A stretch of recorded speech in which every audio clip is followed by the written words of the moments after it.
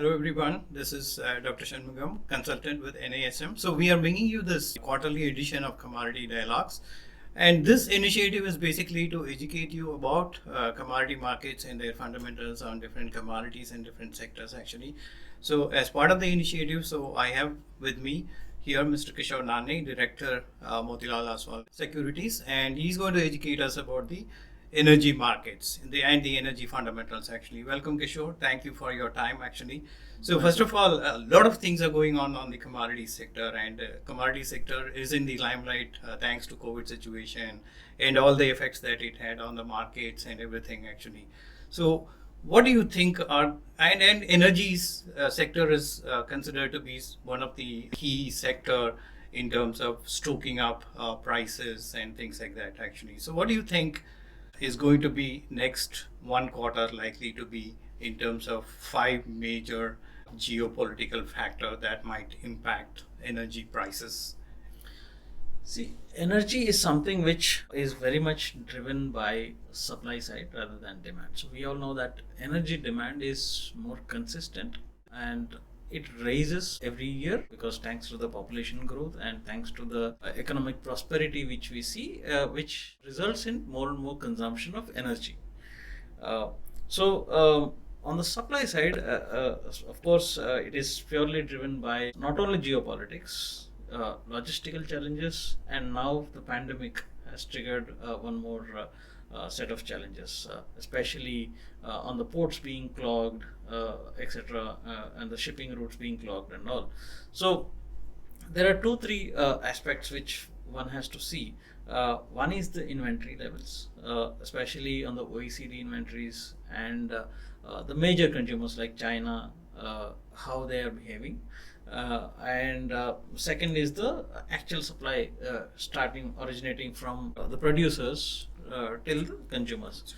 So when I'm looking at supply side, geopolitics, right? Let's say Syria or what is happening in the Middle East is not a big factor right now because that's been overwhelmingly covered by the pandemic related stress on demand as the international aviation has cut down.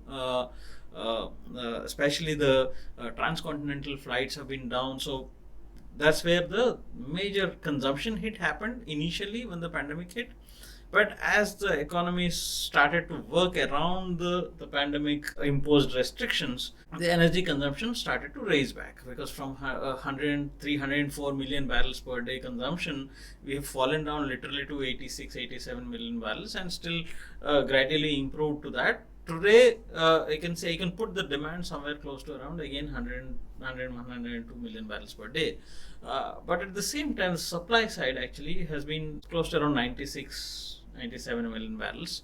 Again, thanks to the OPEC plus consortium's discipline in controlling and capping their production levels to get some kind of a grip on the prices, which they lost earlier.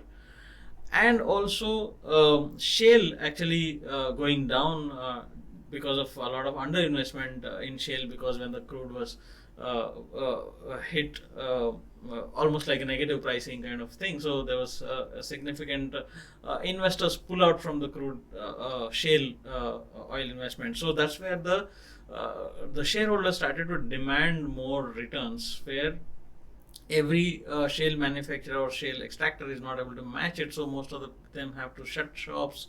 The rig count went down, so supply has hit. But again, the third and the last one is, and not the least one, of course, is the China. China is a little bit wary of the commodity-led inflation, and they have started to put curbs on especially the large imported commodity, which is the crude, and they started to put import restrictions. They said that why can't we use our reserves first rather than importing? So that has actually put a cap, or let's say put a brakes on the crude rally, and to some extent we have seen the correction. But we are set to already the demand is set to breach the pre-pandemic levels, and definitely supply is yet to catch up. So fundamentals are really strong at this point. Strong at this point in time actually. Okay, thank you. And so, as you rightly pointed out, China had, touched upon their strategic petroleum reserve in terms of releasing some 2 days or 3 days worth of supplies into the market and things like that. Actually, but so I was just reading a market commentary. So it was mentioning about. So the market also knows about that you are drawing it from a strategic petroleum reserve, and so you anyway at some point in time will have to fill it up. Actually, Yeah. so you have to come back to us, sort of a thing. So that is also one sort of a commentary which was going up, and at the same time, simultaneously, you remember President Biden and President Xi called up to each other and talked to, and at the same time, one of the things which market speculates is also about energy security and things like that. So, wherein President Biden had immediately announced usage of strategic petroleum reserve in order to manage the petroleum supplies in response to the Hurricane Ida closing down most of the Gulf production, almost about 95% of the production actually. So that's again a smaller market, I mean a bigger market, but again, having said that, that's not going to have much of an impact. So the commentary that I'm reading there as well in US is that, so where is the capacity to refine? Because most of the capacity is in those southern states, which is around one third of the total US refining capacities is out of sync. Yeah. And so even if he releases, where is the buying which is going to take place Right. is also something. So we all know politicians play to the gallery, right? So today, President asking SPR to be released is more like an appealing that what measures he's trying to take to reduce the impact of Hurricane Ida. But I think, see, these two the largest economies of the world, their SPR reserves are, let's say, roughly around 60 days consumption is what they maintain, right? So the countries like India, where we have hardly a week kind of SPR, not even a week, maybe 4 5 days worth of consumption as in our SPR. So we are like hand to mouth in these kind of these things. So they have this pricing power, especially China. When you said that yes, tomorrow they have to refill this inventory again, so that's what the market knows. But China has this knack of buying commodities at the cheapest prices because they know that they can influence the price with a just a statement or a press release or what kind of some kind of government announcements. So tomorrow, if they say that at some point of time the prices of crude will crash due to some other effect, then they have this ability to restore their SPR reserves within a very quick time. Actually, they have done it many times in agricultural commodities. They have done it with soybean meal. They have done it with mustard. They have done many times with metals actually. So they want to control the supply, and at some point of time they actually use it. So that's one part of the story. Second is that, as you said, that yes, hurricane has restricted a lot of refining capacity, so demand for crude will be lower. But at the same time, demand for finished products is going up significantly. Actually, you see, that's what actually is we can see in the refining margins also has improved. Crack spreads have been better. So I think the hurricane-related shutdowns will come back very soon. It's not that difficult, and uh, the global demand is definitely going to surge because most of the lockdowns have been lifted. A lot of aviation has restored, not to the full extent, but because the vaccinations and all the ease of restrictions, UK has actually put a lot of countries into green or amber.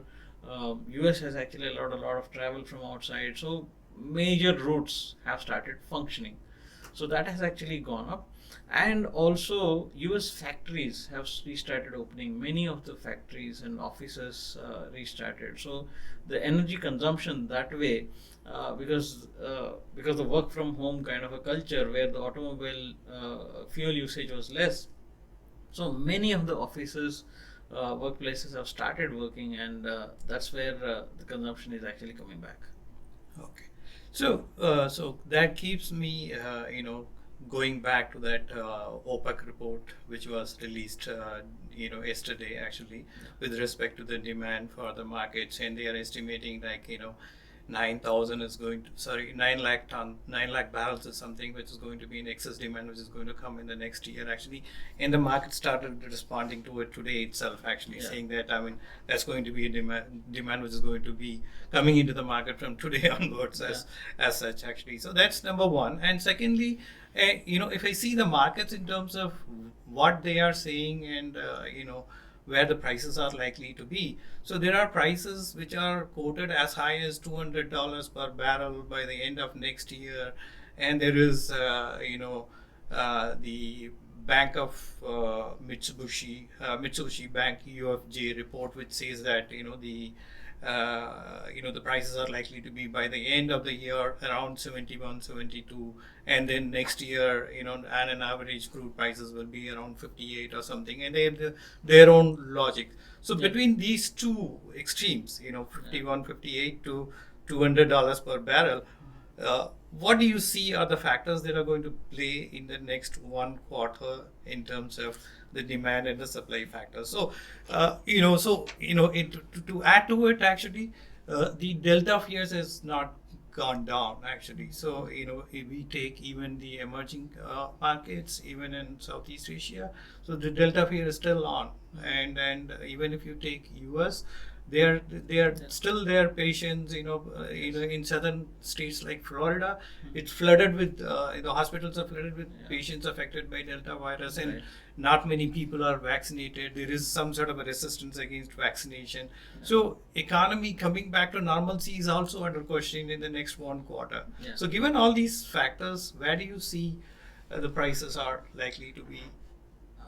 I think so. I'll answer this in two parts. Number one is, of course, when you said economies are going to be facing more difficulty with the Delta variant being prominent right now.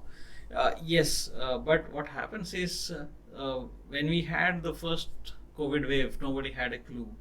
And second wave was actually covered most of the people actually, across the world. Most of the countries have been impacted, and that's the most devastating wave which we have seen. And so by now there are large number of people who are already infected and recovered, and there is a large amount of population who are vaccinated. So the number of deaths you see is been significantly lower, which used to be 3% earlier in the first wave and second wave. Current reportings are under 0.5%. Is like 99.5% is the survival rate in cases where the people are vaccinated, and because the developed economies actually mostly vaccinated their people, actually, like UK and all. So US is preparing for the third booster dose as well, and they have started to give that to their people. So I think the choice with the politicians or the authorities whether to impose strict lockdowns again is very clear that I don't have they have any choice right now. Second, if you look at the Fed reports, it's very positive, saying that it will be able to pull back the stimulus. So that actually shows that they have evidence and data suggesting that towards the end of the year we'll have a much better economy going.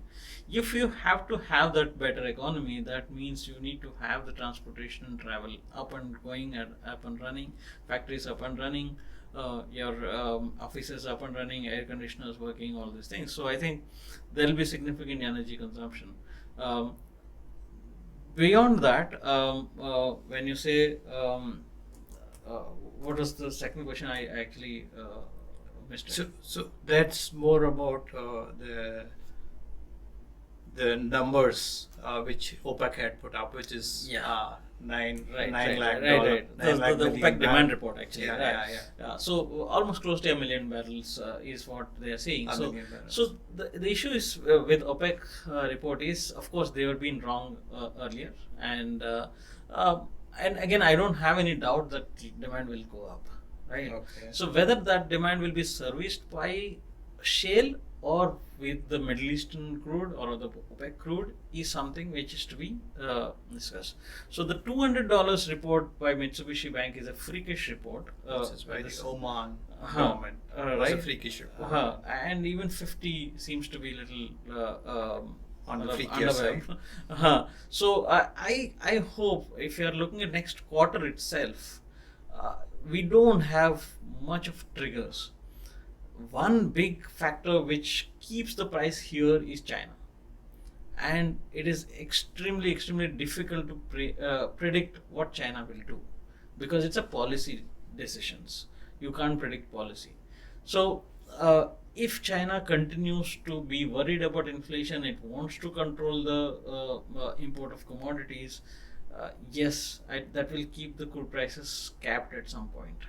On the demand side, yes, intercontinental travel is up, despite the cases in Australia, which is not much exposed, even in the first and second waves, will be having a much bigger wave. So, as far as COVID is concerned, my opinion is that we will continue to experience multiple waves of COVID. It's going to be part of the life, it's going to be part of the journey for the next couple of years, maybe. I don't think we'll be getting rid of COVID anytime soon. So, people will learn to live with it, economies will learn to function with it, and we will be back. So the kind of pent up demand which is there will give you extraordinary. Even today, with current restrictions, you are 100 million barrels plus. So without restrictions, you'll be going to 106, 104, 104, 105, which will draw significant inventories from the OECD levels. So there are push and pull factors for a quarter. So I think crude will remain between 70 and 75. If not, it will break out on the upside. But the moment OPEC is also conscious of the fact, the moment if it goes above 75 or so, shale becomes very attractive proposition. So that additional 900,000 barrels of demand, whether it will be supplied by shale or not, is what decides the price. So if it remains sustainably above 75 or so, then the shale will actually throw its hat in the ring and say that, okay, I'm here and I'll pump it out. So that is something which is going to be. And also because of the natural gas prices, so some of the substitution which normally happens in industrial consumption, where the furnace oil and all is slightly what you call can be substituted to some extent, is where crude can be a bit of advantage, because natural gas prices went up significantly, and as the winter season comes, so you'll have slightly more demand for distillates coming up. So at this point of time, we are at the lower end of the 5-year average of the inventories. That will keep up the price. Okay. But a threat of shale will keep a lid on the price. So kind of a 75, 76 on the top. Okay. So having said that, you mentioned about the shale. So I have an doubt, which I thought I should check with you, is that like, is the shale so nimble-footed in terms of responding back to the price signals? Because having got very badly beaten up in the rally between 30, 40s and 50s, so it looks like, the shales got sold up to the larger companies, mostly consolidation and things like that had happened. And, people who have money are like just kept invested, just looking at, much better prices so that they can start operations and stability of operations. Yeah. So see, the shale in 90s or 2000s, early 2000s is very different. As you said, it's been family operated, small setups, right? They are very freakish kind of thing. The moment price goes up by $5-10, they start to pump out more oil. Some prices go down by $10, they shut down their taps, kind of thing, right? Because they are more like cottage industry kind of a thing, right? As people consolidated, the weaker hands goes out of the industry, strong hands come back, and still investor got burnt in the shale. So investors got burnt multiple times in that. But as you said, today, is it a nimble footed? Yes. Because you don't need to explore. There are proven reserves of shale oil. Most of the drilling has happened. Whether to turn on the tap or turn off the tap is much easier way to do, rather than exploring and drilling will be an activity where the investors will be looking for a promising price stability, right? Where I need to invest in more exploring activities. Where I have a proven reserve, which I drilled already a rig earlier, but the rig is shut because it's not viable, right? So there I can actually turn on the taps. Yeah. Right. I think in US shale industry, 60% to 70% is the tap on and tap off. Okay. Right. So 30% is that still the exploration is going, the proven reserves are there. I have to drill it out. How I need to figure it out how economical it is going to be once I drill this and then get the oil out. So for there, I need new fresh investments of capital. But here it's operational company which has slowed down their production because it's not viable, can ramp up the production at any point of time. So shale will remain a wild card in terms of supplies. Yes. If If you have asked me this question maybe a year back, that was the mark was 45 to 50. Correct. Because 36, 37 was average Break cost even. of production, Okay. and 40 anything above 45 people used to turn on their taps. But today, because the investment became so scarce, shareholders are expecting much more ROI on their investments. So I'm saying that if a sustainable price above 75, 80 is where the threat of shale comes into play. Okay.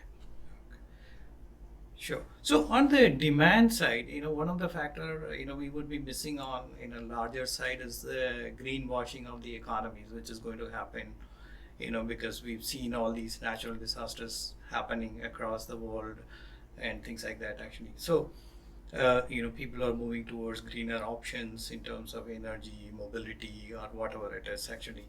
So, do you see any threat from the green aspirations that the countries have in terms of reducing crude oil? So there are always alternatives, and people are working on it. Such as hydrogen, using LNG for trucks and electric vehicles and things like that. Actually, so is this something which is going to have a threat for the next quarter, or maybe it's a long-term threat, but may not be something which will be a major factor in deciding the prices?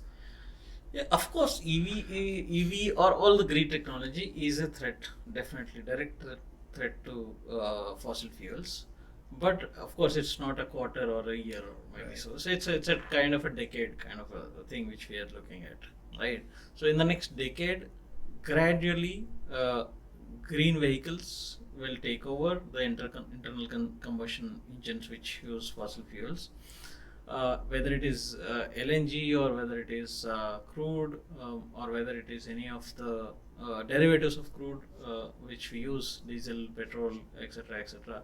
So that will be slowly and gradually taken over. But the journey has just started. The replacement cost of an internal combustion vehicle to an electric vehicle is still high, right?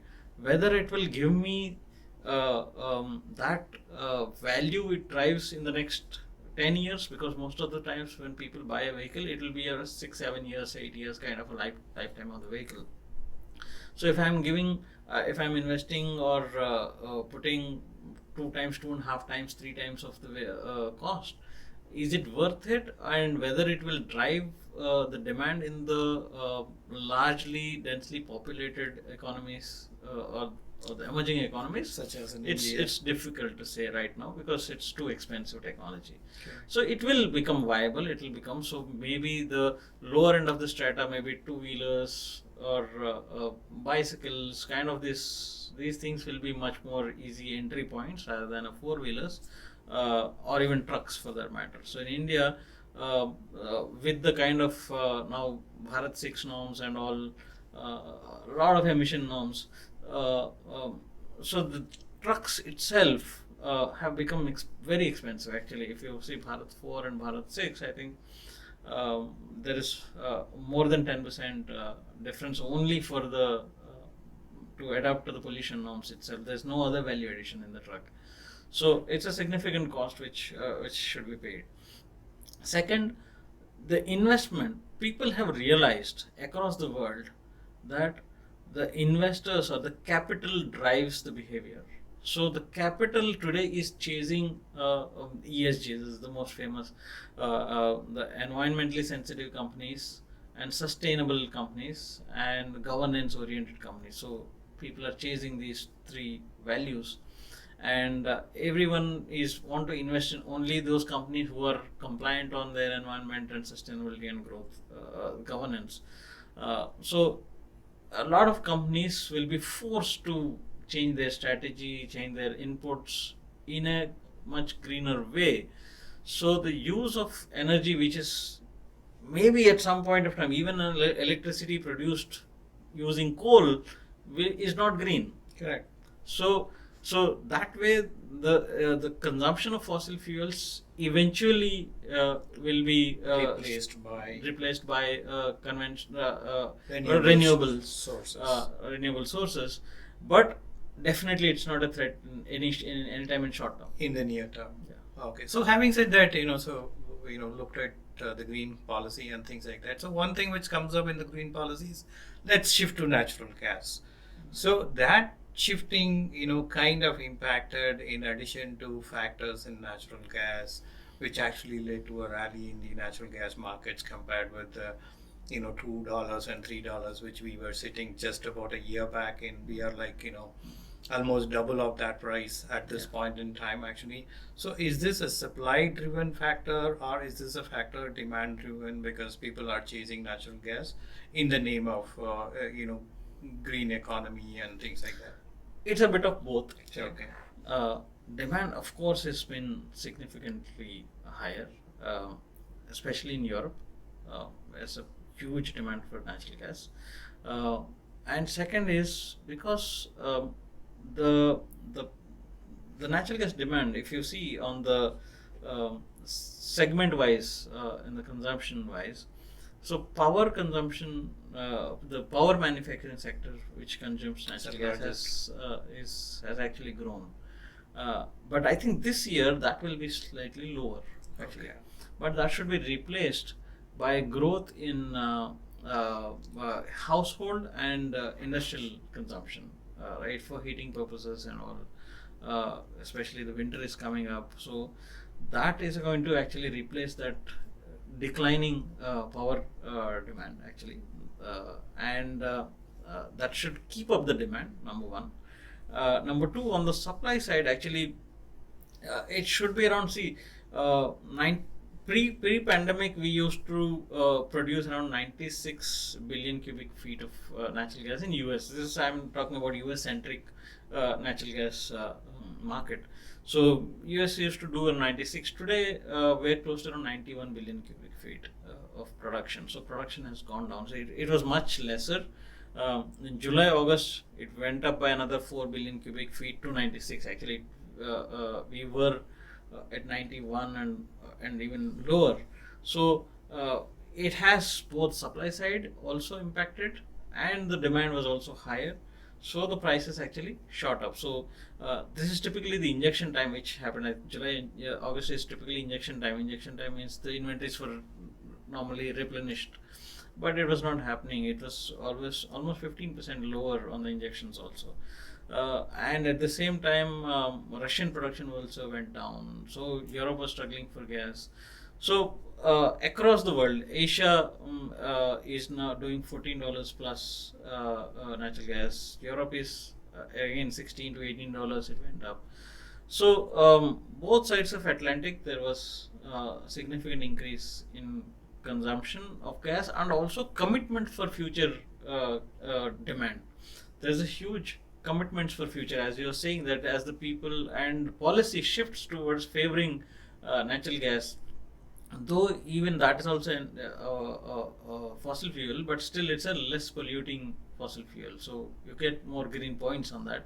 So as the policy shifts, because this is the technology which is in the hand right now, I can change the things rather than waiting for the EV to come or hydrogen to come, all those things which are future oriented technologies. I think most of the policy is actually favoring use of natural gas, which actually has been dead almost at $2.5 for almost a decade now, has suddenly sprung into action, and We've seen prices almost not even double; it's more than the 2.5 times of that, and it's still expected to go up. Yeah. Okay. Thanks, Kishore, for walking us through those fundamentals about natural gas and the crude oil markets.